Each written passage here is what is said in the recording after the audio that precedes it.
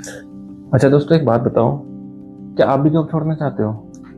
आप इस जॉब से बाहर आना चाहते हो जो आप 9 to 5 की जॉब कर रहे हो, और बहुत सारे लोग 9 to 5 भी नहीं कर रहे होंगे। तो इस जॉब के ट्रैप से बाहर आना चाहते हो? ये वीडियो आप लोगों के लिए। कंटिन्यू बने रहिएगा इस वीडियो में। देखो यार, हम कोशिश सारे करते हैं कि जिंदगी स्मूथ चले, पर लाइफ इतनी स्मूथ चलती नहीं है। अब लाइफ कुछ ऐसी ही हो चुकी है कि देखो, सुबह से शाम तक मतलब हम एक एक एक क्योस में रहते हैं, राइट। मेंटल प्रेशर आप लोगों के ऊपर हमेशा बना रहता है। सुबह का अलार्म बजने से लेकर के रात सोते टाइम तक इस बीच में, राइट, ये सारी प्रॉब्लम चलती रहती है। अब इससे पहले कि आप जॉब छोड़ने का डिसीजन लो और उस पर कुछ एक्शन लो, पहले हम ये समझने की कोशिश करते हैं दोस्तों कि जॉब छोड़ने का ये ख्याल हमारे माइंड में आता ही क्यों है। ये कोई रैंडम तो चीजें हैं नहीं, ये कोई पैटर्न बना हुआ है। कुछ कुछ ना कुछ तो ऐसा हो रहा है ना आपकी लाइफ में जिसकी वजह से आपके माइंड में थॉट आ रहा है। तो उस चीज को समझने की कोशिश करते हैं। ये एक ना मतलब ऐसे नहीं है कि आपके पास आज रात को आप सोए, सुबह आपका मूड बन गया कि जॉब छोड़ देते हैं। ये एक मतलब स्लो ग्रोइंग डिजीज या स्लो पॉइजन की तरह धीरे धीरे आपके अंदर जो बिल्डअप हो रही है ना चीजें, उसका आउटकम है, राइट। हम वो चीज ब्रेक डाउन करने की कोशिश करते हैं कि होती क्यों है। क्या हो सकता है ना, एक रीजन क्या हो सकता है कि आप अपनी जॉब से खुश नहीं है। उसका रीजन क्या हो सकता है? मे बी जॉब में मोनोटनी है, वही कॉपी पेस्ट ये सारी चीजें आप डेली डेली कर रहे हैं, कॉल्स वगैरह, जिससे कि आपको वो मजा नहीं आ रहा पा रहा जो कि आपको चाहिए, राइट। या फिर क्या हो सकता है कि इस जॉब में आपकी लर्निंग रुक चुकी है। लर्निंग रुक चुकी है, कोई नया स्किल डेवलप नहीं कर रहे। जब भी आपको कोई काम मिलता है आप वो कर लेते हो, रूटीन वर्क बन गया है। और जब आप कोई अपने करियर के रिलेटेड डिस्कशन करने जाते हो तो आपको क्या जवाब मिलता है कि भैया कुछ हटके करो, कुछ नया करो। आप वही चीजें करते जा रहे हो, राइट। तो इस चीज से क्या हो रहा है कि आपका माइंड कहीं ना कहीं ग्रोथ के लिए स्टार्व कर रहा है, राइट। नई चीजों को नहीं सीख पा रहा, वो समझ नहीं पा रहा कि भाई कैसे उसकी ग्रोथ होती है। या फिर ग्रोथ की हम बात कर रहे हैं, आपको अपनी जॉब में आने वाले दिनों में ग्रोथ ही नहीं दिख रही। सिर्फ अगर मैं बात करूं पिछले 5 साल की, 5 में से कोविड के बाद तो चीजें इतनी चैलेंजिंग हुई। कोविड के बाद थोड़ी सी स्पीड अप हुई थी, बट देन उसके बाद पिछले कुछ सालों से, जब से रशिया यूक्रेन का वॉर स्टार्ट हुआ है, तब से तो आप देख ही रहे हो चीजें कैसी हो गई है। साल में हो सकता है आपको 4-5% हाइक मिल रही हो सकता है उससे भी कम मिली हो, और कुछ कंपनियों ने तो दिया भी नहीं है। ये सारी चीजें चल रही है, राइट। जॉब रिस्क अलग से सर पे लटकी हुई है। ये सारी चीजें चल रही है, बजट नहीं है हमारे पास, बिजनेस नहीं आ रहा। आपको ये नहीं समझ में आ रहा कि आप क्या वैल्यू ड्राइव कर रहे हो। आप आपसे क्वेश्चन किया जा रहा है तो आप बता नहीं पाते, और दिन रात आप बंदूक की तरह लगे हुए हो काम करने में, करेक्ट है। ये सारी चीजें हो गई। फिर एक रीजन हो सकता है कि भाई वर्क प्लेस पॉलिटिक्स, वही कि जब आप काम करते हो तब चीजें अलग होती है, जब आप उसका क्रेडिट मांगने जाते हो तो चीजें कुछ और हो जाती हैं। मे बी कुछ अनडिजर्विंग लोगों को क्रेडिट मिल जाता है, कुछ लोगों को मिलता ही नहीं है, कुछ तो कंपनी वाइड ही चीजें स्टेबल नहीं चल रही, राइट। तो इन सब चीजों में आप लोग सोचते हो कि भाई काफी हुआ, इतना सब कुछ करने के बाद, इतनी प्रॉब्लम झेलने के बाद हमारे पास वर्क लाइफ बैलेंस जीरो है, और फिर भी हम इस काम में लगे हुए हैं। कुछ ग्रोथ दिख नहीं रही, कुछ लर्निंग हमारी हो नहीं रही, कुछ कुछ कुछ स्किल सेट डेवलप हो नहीं रहे। तो ये सारी चीजें हैं जो कि आपके माइंड को ट्रिगर कर रही हैं बाहर निकलने के लिए इस सारी चीजों से, कि अगर आप इतनी मेहनत खुद के लिए करो, खुद के ऊपर करो, खुद के स्किल सेट्स पे करो, तो शायद आप कहीं और पहुंच सकते हो, जो कि सही भी है, इसमें गलत नहीं है। बट ये सारे रीजन मिलके आपको कहीं ना कहीं एक एक एक ट्रिगर दे रहे हैं इस पूरे सिस्टम से चलने के लिए। बट आप फोन में रेजिग्नेशन फॉर्मेट बना करके तो बैठे हो, बट आपको भेजने की हिम्मत नहीं हो रही। और अगर भेजने वाले हो तो रुको, समझो इस चीज को। ये जो फीलिंग्स है ना, ये सब नॉर्मल है। ये आपकी गलती नहीं है, ये सिचुएशन की गलती नहीं है, ये चल रहा है अभी सिस्टम में ऐसा, ठीक है। और हाँ, ये सही डिसीजन भी हो सकता है और ये एक लाइफ डिवास्टेटिंग डिसीजन भी हो सकता है। तो हमें सोच समझ के डिसीजन लेना है। हम एक एक करके रियलिटी चेक करते हैं और फिर उसके बेसिस पे हम डिसीजन को ब्रेक डाउन करेंगे, राइट। बने रहना इस वीडियो में, बैठो थोड़ी देर, बैठो यार, बात किया करो। आपकी इतनी प्रॉब्लम चल रही है, आप किसी से शेयर नहीं करोगे, किसी की सुनोगे नहीं, किसी को बताओगे नहीं। ये ओपन डिस्कशन चैनल है, आप इस पे पोस्ट करो।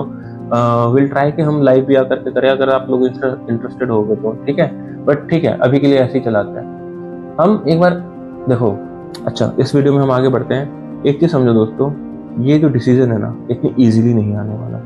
ये डिसीजन आएगा कैसे, कैसे आप एग्जीक्यूट कर पाओगे? तो सबसे पहले जरूरी है भाई देखो, जॉब हो या ना हो पर पैसे की रिक्वायरमेंट आपको होने ही वाली है। पैसे के बिना आपको ये फ्रीडम नहीं मिल सकती, ये बात आप अच्छे से जानते हैं, करेक्ट? तो इसके लिए आप सबसे पहले अपना फाइनेंशियल बैकअप देखो, क्या है आपके हाथ में? कुछ नहीं है तो भी हमें प्लानिंग करके उसको एग्जीक्यूटेबल प्लान में कन्वर्ट करना होगा, और अगर है तो वो क्या इनफ है आपके लिए? क्या वो आपके डिसीजन को सपोर्ट कर सकता है? तो एक बेसिक सी कैलकुलेशन मैं आप लोगों को बताता हूँ दोस्तों। आप अपनी एक्सपेंसेस को ट्रैक करो, ठीक है? मंथली एक्सपेंसेस को ट्रैक करने के बाद जो भी आपका मंथली निकल के आता है ना, उसको आप 25 से उसको आप एनुअल में कन्वर्ट करो, 12 से मल्टीप्लाई करके, एंड देन उसको आप क्या करो, 25 से मल्टीप्लाई कर दो। हम ये मान के चल रहे हैं कि हमें 25 ईयर्स का बैकअप चाहिए। फॉर एग्जाम्पल आपका महीने का खर्चा 30,000 40 हजार रुपये, राइट? तो आपको अप्रोक्सीमेटली 1.2 करोड़ रुपीज की रिक्वायरमेंट होगी, ठीक है? अब इतना बड़ा अमाउंट देख करके घबराना नहीं है, हर चीज का एक प्लान है। अगर आप 40,000 रुपये खर्च करना है तो आप कमा भी उस हिसाब से रहे होगे, तभी आप 40,000 खर्च कर पाए, राइट? तो रुकते हैं, उसका ब्रेकडाउन करते हैं, समझते हैं, फिर उसके बाद करेंगे, ठीक है?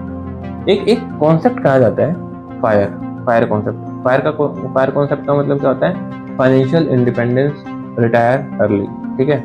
अब ये समझो आप, इसके लिए आपको करना क्या है? फाइनेंशियल इंडिपेंडेंस इसका मोस्ट इंपॉर्टेंट पार्ट है। फाइनेंशियल इंडिपेंडेंस जिसके ऊपर डिपेंड करेगा आपका रिटायर अर्ली का डिसीजन, ठीक है? तो आपको अपनी सेविंग्स को हाई करना होगा, और सिर्फ सेविंग से तो काम होगा नहीं, बिकॉज अगर हमारा टारगेट करोर्स में है तो वो इतनी जल्दी अचीव नहीं होने वाला सिर्फ सेविंग से। तो उसकी इन्वेस्टमेंट भी करनी होगी हमें, स्मार्ट इन्वेस्टिंग, ठीक है? इन्वेस्टमेंट के लिए बहुत सारे चैनल्स हैं, बहुत सारे इन्फ्लुएंसर्स हैं, आप देखते ही होगे। आप अलग अलग डिसीजन, आप अलग अलग इंस्ट्रूमेंट्स को चेक करते होगे, फिर भी आपको मुझसे इनपुट चाहिए तो आप बता सकते हैं कि मैं मैनेज कैसे करता हूँ, मैं आपके साथ शेयर कर लूंगा, ठीक है? और मैं क्या प्लान कर रहा हूँ, देखो मैं आपसे अलग नहीं हूँ, मैं भी इस चीज को करना चाहता हूँ, मैं भी इसको अचीव करना चाहता हूँ, मैं भी इस जॉब से बाहर निकलना चाहता हूँ, ठीक है? बट हाँ, current situation I am working on this, and that's where I am coming to you through this video, okay? अपनी लाइफस्टाइल को थोड़ा सिंपल करो, सेविंग्स हाई करो, इन्वेस्टमेंट के ऑप्शंस को देखो, ठीक है? जब ये सारी चीजें आप कर पाओगे ना, तब जाकर के आप एक डिसीजन लेने की सिचुएशन में आओ, करेक्ट है? अब हम एक बार चलते हैं कि इसके लिए हमें करना क्या है। सबसे पहले हमें निकालना है फ्रीडम नंबर। फ्रीडम नंबर क्या है? जैसे कि मैंने अभी आपको बताया, जो भी आपका मंथली एक्सपेंस है 12 से मल्टीप्लाई कर लो, and then multiply it with 12। 12 से मल्टीप्लाई करके आप मंथली को एनुअल बना पाओगे, और एनुअल को आप 25 ईयर से मल्टीप्लाई करके 25 साल का खर्चा निकाल पाओगे, ठीक है? देन अपनी लाइफस्टाइल को थोड़ा सिंपल करने की कोशिश करो। अगर आप 40,000 रुपये खर्च करते हो, 40,000 में से मे बी आपका इंटरनेट बिल बहुत हाई है, आपके क्लबिंग एक्सपेंसेस है, आपके रेस्टोरेंट में खाने के एक्सपेंसेस, ये सारी चीज़ें हैं, तो इनको थोड़ा सा कट डाउन करने की कोशिश करो। मैं नहीं कहता लाइफ खत्म कर दो दोस्तों, आगे के लिए हम अभी की लाइफ को खत्म नहीं करेंगे। अभी का peace of mind is the most important thing, and इसी के ऊपर हम काम कर रहे हैं, right? Peace of mind is the thing जिसके लिए हम इतनी मेहनत कर रहे हैं। मैं ये वीडियोस ला रहा हूँ और आप ये वीडियोस देख रहे हैं, अगर देख रहे हैं तो ठीक है, बने रहने इस वीडियो में। बट स्टिल सी कि क्या कर सकते हो आप। अगर आपके लिए पॉसिबल है तो एक्सपेंसेस को थोड़ा सा कट डाउन करो, उसको मे बी 40,000 से 30,000 पर के लाने की कोशिश करो। वो आपको एक एक्स्ट्रा सेविंग देगी, वो आपके इन्वेस्टमेंट को बूस्ट देगी, ठीक है? अब आप अपनी सेविंग को, जो भी सैलरी है उसका 40-50% सेव करने की कोशिश करो आपकी सैलरी का। आई नो मैं थोड़े से हायर साइड पे बोल रहा हूँ, बट अगर आपको ये डिसीजन जल्दी एग्जीक्यूट करना है तो आपको थोड़ा सा पुश देना पड़ेगा। आई नो सिचुएशन अलग अलग हो सकती है दोस्तों, तो जितना पॉसिबल हो वो आप करो, बट या try to increase your saving, ठीक है? Savings and investment. अब इतने से अगर आपको पूरा नहीं पड़ रहा है तो आप कुछ साइड हसल स्टार्ट कर सकते हैं, मेरी तरह ये यूट्यूब वीडियोस डाल करके, या कोई फ्रीलांसिंग वर्क कर सकते हैं। आपके पास कुछ ना कुछ तो स्किल होगा, फ्रीलांसिंग प्लेटफॉर्म पे जाओ, वहाँ पे जा करके आप कुछ फ्रीलांसिंग में एक्सप्लोर कर सकते हैं, एंड मे बी वहाँ से आपको कुछ ट्रिगर कर जाए। और भी बहुत सारी चीज़ें हैं दोस्तों जो आप साइड बाय साइड चला सकते हो, ठीक है? अच्छा, इन सब के अंदर मोस्ट इंपॉर्टेंट चीज़ क्या है? सबसे पहले हम काम करेंगे इमरजेंसी फंड के ऊपर। इमरजेंसी फंड कम से कम आपका 6 महीने से 1 साल का होना चाहिए।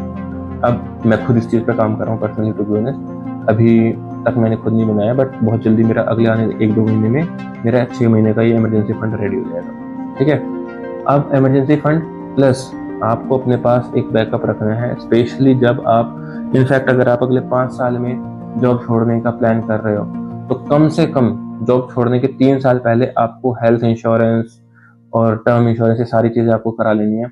रीजन बीइंग, हेल्थ इंश्योरेंस में बहुत सारे एक्सक्लूजन होते हैं, राइट, वो एक्सक्लूजन कवर होते हैं 2 से 3 साल बाद। तो हम चाहते हैं कि जब हम रिटायर हो या जब हम जॉब छोड़े तब हमारे ऊपर कोई ऐसी चीज लिमिटेशन नहीं होनी चाहिए कि इसका ये डिजीज कवर नहीं होगा, राइट, हमें वो चीज करना है। तो इंश्योरेंस जरूरी है, इमरजेंसी फंड जरूरी है। एंड फिर जब ये सारी चीजें हो जाएंगी, आपके पास एक कॉर्पस बनेगा 5 साल, 7 साल, 10 साल में, तब आप धीरे धीरे एक सॉफ्ट एग्जिट प्लान कर सकते हो। करेक्ट है? ठीक है जी। अच्छा दोस्तों, इस चीज को ना, मतलब जॉब छोड़ने को लेकर के, उससे पहले हमने जो रूट कॉज डिस्कस किया था कि जॉब में मोनोटनी है, पॉलिटिक्स है, ये सारी चीजें, जॉब में मन नहीं लग रहा, हम उसको ब्रेक डाउन करते हैं कि ऐसी चीजों को फिक्स करने के लिए हम क्या करें। और ये ना बहुत, मेरे एक्सपीरियंस में ये एज ड्रिवन चीज है, एज ड्रिवन फैक्टर है। अगर आप अपनी 20s में हैं, 30 से पहले हैं, तो भी आपने करियर स्टार्ट किया, अभी आपको इतना एक्सपीरियंस नहीं हुआ है और आप इस एज में, आई डोंट थिंक कि आप अर्ली रिटायरमेंट सोच सकते हो अनलेस अनटिल कि आप एंटरप्रेन्योर हो, आपने ठीक ठाक अमाउंट जोड़ लिया है किसी स्टार्टअप आइडिया से, तो आप ठीक है कर सकते हो।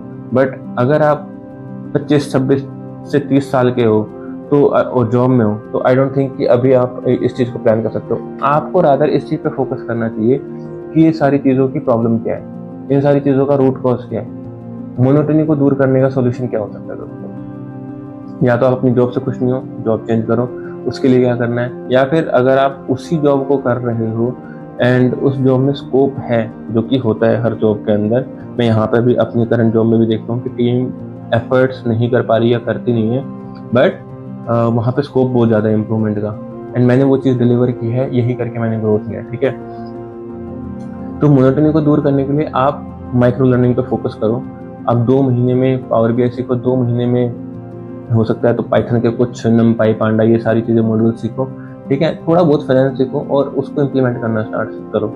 अगर आप, मतलब ये स्किल्स मैंने आपको अपने फील्ड के अकॉर्डिंग बताई है, बट आपकी फील्ड के लिए क्या एप्लीकेबल होगा वो आप बेटर देख पाएंगे। ठीक है, एक बार आपने ये स्किल्स सीखनी स्टार्ट करी या सीख ली, इनमें से कुछ सक्सेसफुली आपने, फिर क्या करना है, इस जॉब में आप ग्रोथ देख सकते हो। और अगर इस जॉब में नहीं मिल रही तो ये स्किल्स आपको कम से कम इतनी तो हेल्प कर देंगी कि आप जॉब स्विच कर पाएंगे, जिसमें कि आप 30 to 50% इंक्रीज एक्सपेक्ट कर सकते हैं। ठीक है, अच्छा, जॉब स्विच करने के लिए आप ट्राई करो कि 2 से 3 साल में आप जॉब स्विच कर दो।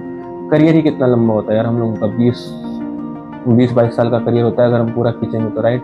इससे ज़्यादा कॉर्पोरेट्स के अंदर, प्राइवेट जॉब्स के अंदर आप देखते हो कि हायर एज को इतना प्रेफर करते नहीं, तो उसके अंदर आप कितनी जॉब स्विच कर लोगे, मे बी 6-7 जॉब। ठीक है, 6-7 जॉब आप चेंज कर लोगे तो कोई बुराई नहीं है। ओके, अब चलो यहाँ से हम, राइट, तो आप ये स्किल्स वगैरह सीखते हो। अब जॉब स्विच का टॉपिक दोस्तों ऐसा है कि जॉब स्विच या ग्रोथ आप तभी पा पाओगे, जॉब स्विच या ग्रोथ आप तभी पा पाओगे जब आप कंसिस्टेंसी के साथ अपने स्किल डेवलपमेंट पे काम करोगे। अगर आपने ऐसा नहीं किया तो दोस्तों, आई एम सॉरी टू से, बट फिर ये जो जर्नी है, जो ये प्लान है आपका, इसका एग्जीक्यूशन आपके लिए थोड़ा सा चैलेंजिंग होने वाला है। तो अपनी 20s के अंदर please try to focus on your skill enhancement, और स्किल एनहेंसमेंट करने के बाद आप मे बी आप कुछ टाइम और जॉब में रहने के बाद, अच्छी सेविंग करने के बाद, तब इस चीज़ के ऊपर आ सकते हो। But what if you are in mid और लेट 30s, जो कि सबसे ज़्यादा डेंजर जोन है।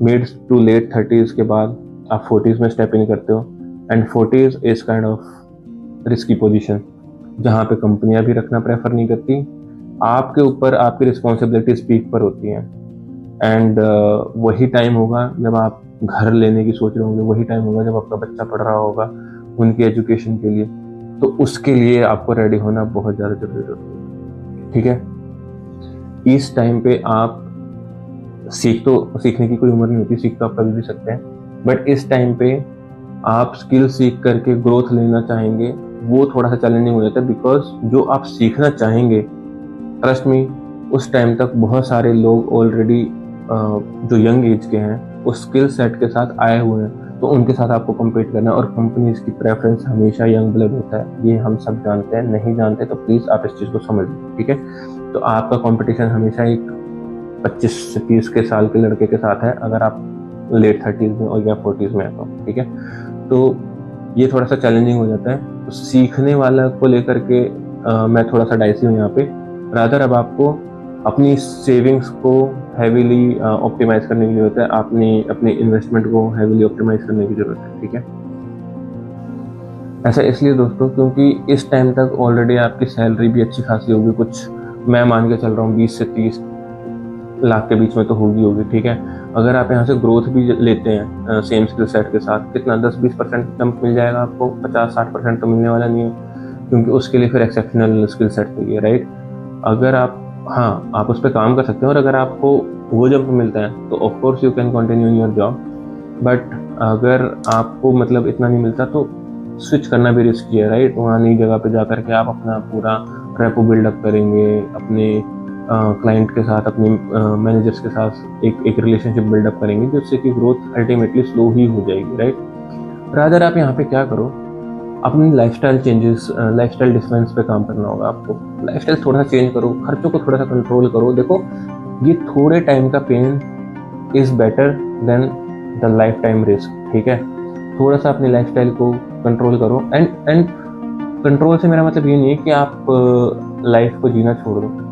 मिनिमलिस्टिक अप्रोच पे आ जाओ and stick to the basics. Guys, इसके अंदर मैं आपको बता रहा हूँ, जब आप बेसिक्स पे रहोगे ना, रिगार्डलेस ऑफ योर एज, अगर आप बेसिक्स पे चलते हो, it's like earning in foreign and spending in India, earning in Delhi, spending in a tier 2 city. इस तरीके का है। अगर आप ऐसा करते हो तो ट्रस्ट मी, आप अपने लिए एक बहुत रिलीफ और एक पीसफुल लाइफ क्रिएट कर पाओगे, राइट। अब मैं ये कहता हूँ कि अगर आपका लेट से 20-25 लाख का सीटीसी है, ठीक है, 20-25 लाख का सीटीसी है दोस्तों अगर आपका, तो आप कितना मतलब क्या एक्सपेक्ट करते हो, आपको इन हैंड कुछ 1 लाख के आसपास तो आ ही जाता होगा, करेक्ट।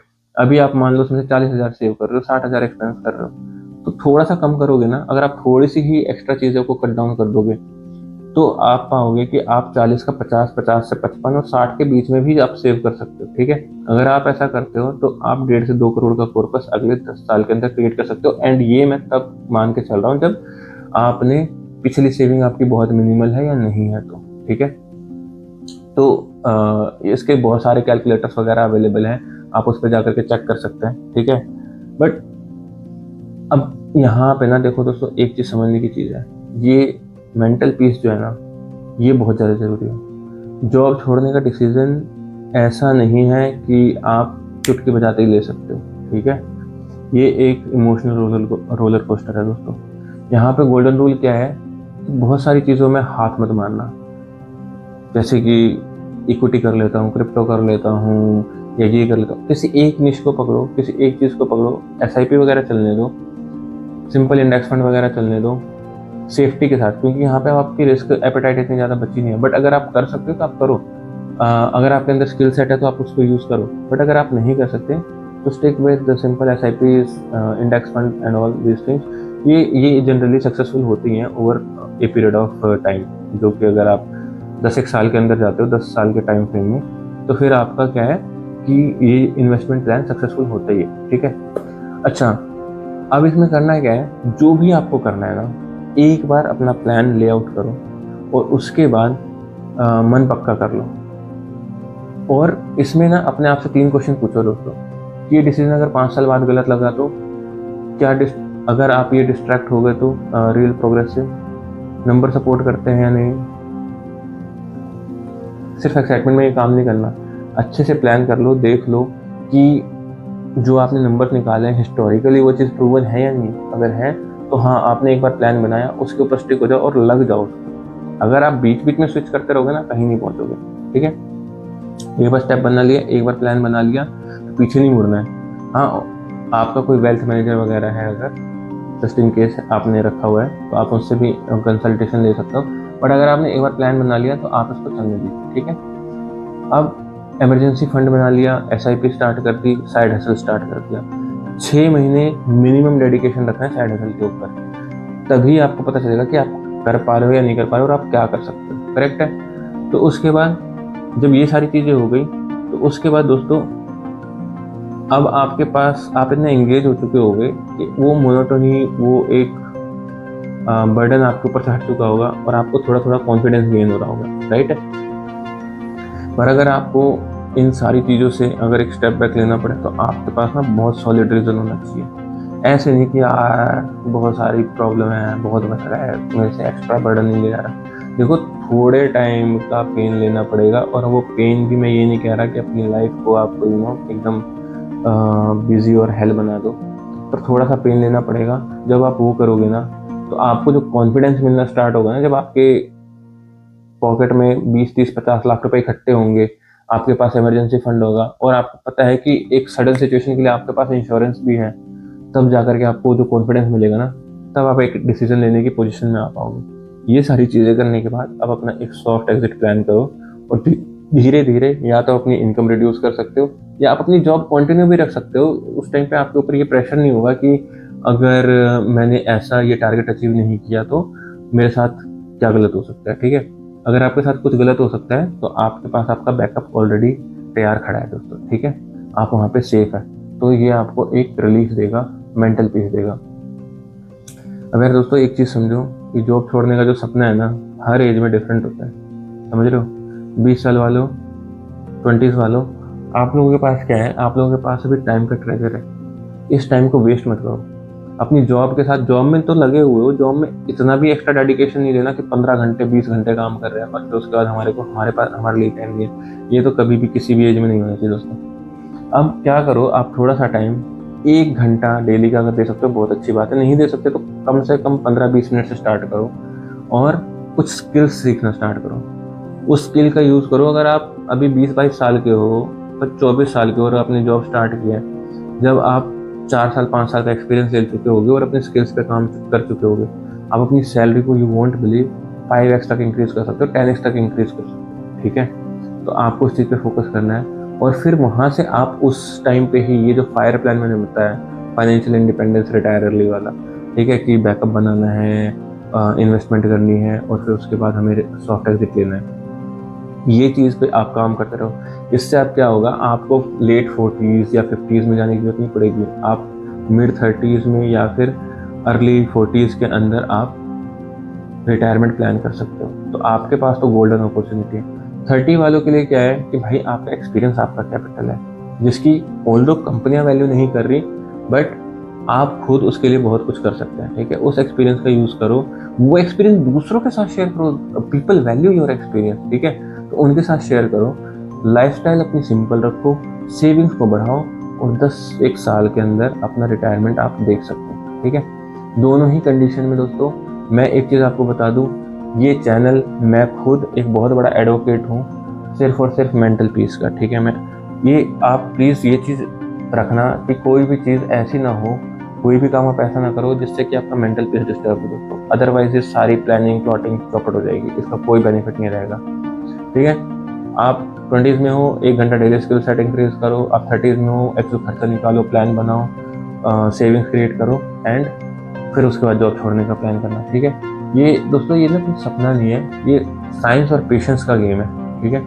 आप प्रॉपर कैलकुलेशन करते हो और फिर उसके बाद पेशेंटली उस पर काम करते हो, and then boom, time comes and you click. ऐसे होता है दोस्तों, ठीक है। तो अब टेंशन लेना छोड़ो, ओवर थिंकिंग छोड़ो, स्किल्स डेवलपमेंट पे प्लान स्टार्ट करो, एंड आप 30s में हो तो ये आप अपना कैलकुलेशन वगैरह करके और अपने सॉफ्ट एग्जिट पे प्लान करो। इस तरीके से दोस्तों आप कोशिश करो कि जल्दी से जल्दी आप इस क्योटिक लाइफ से बाहर आ पाए, बट फैमिली की safety is the most important thing, ठीक है। खुद का peace of mind is the most important thing. उन सब चीज़ों को आप कॉम्प्रोमाइज़ नहीं कर सकते। So take care of yourself, keep working hard, be solid, and power to you guys. चलो जी, फिर मिलते हैं ऐसे ही किसी नेक्स्ट वीडियो में। तब तक के लिए thank you for watching. Hare Krishna.